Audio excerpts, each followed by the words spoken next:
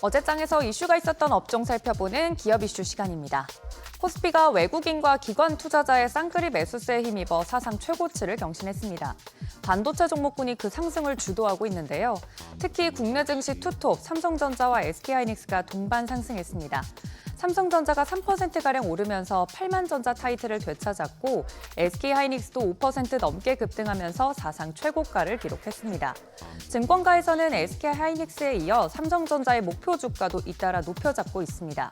일례로 IBK투자증권은 삼성전자의 목표 주가를 기존 9만 원에서 11만 원으로 올려잡았습니다. 두 종목을 필두로 한 반도체 소부장 종목들도 함께 올랐는데요.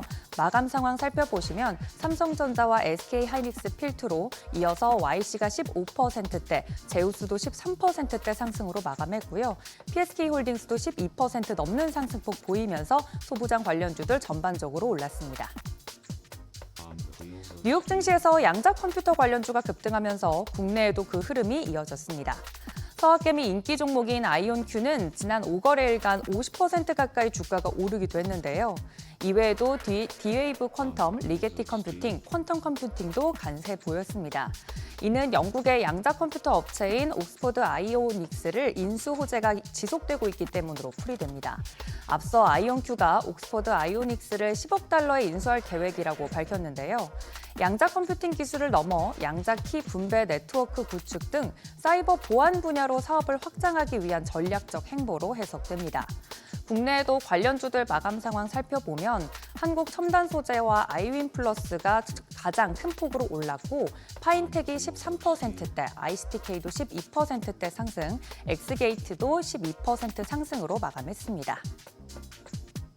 정부가 주 4.5일 근무제 도입을 위한 실노동시간 단축 입법을 연내 추진하기로 하면서 로봇주가 들썩였습니다. 근무 시간이 단축되는 만큼 기업들의 로봇 사용이 늘어나고 자동화가 앞당겨질 것이란 기대 때문입니다.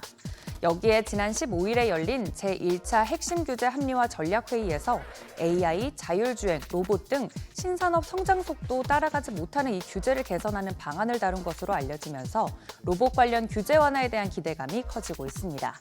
관련주들 마감 상황 살펴보시면 어제는 로보스타가 가장 큰 폭으로 움직였고요.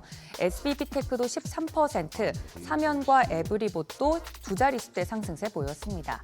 마지막으로 휴림로봇은 5% 강세 보이며 마감했습니다. 마지막은 보안주입니다. 이재명 대통령이 해킹 대응 범정부 종합대책을 마련하라라고 지시했다는 소식에 관련주들이 상승했습니다. 이동통신사에 이어서 롯데카드에서도 대규모 해킹 사건이 발생하면서 정부 차원의 사이버 보안 공조 체계를 정비해야 한다는 지적이 제기되고 있습니다.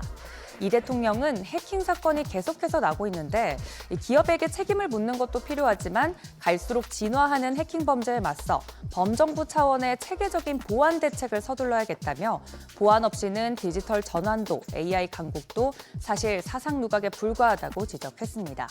어제 이 발언에 힘입어 대표적인 보안주 한싹이 20% 넘게 상승으로 마감했고요. ICTK 12%, 엑스게이트도 12% 넘는 상승률 보이면서 마감했습니다.